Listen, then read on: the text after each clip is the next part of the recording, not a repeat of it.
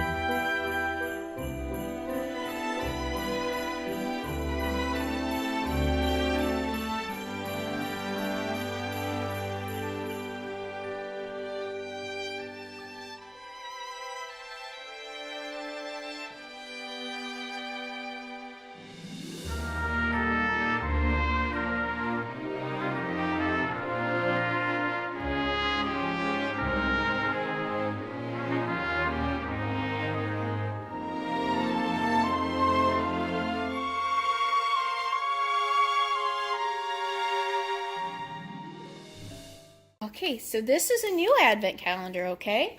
It's 12 books for Christmas. And we got this one right here. Okay, that's for you to open up. Go ahead. It's to open. Open.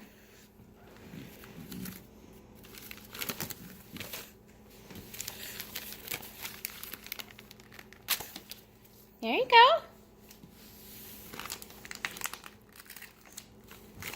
Ripping at it. There you go. All right, that's a good one. There, that's how you're Yay! supposed to do it. Here, turn it over. Let's see what it is.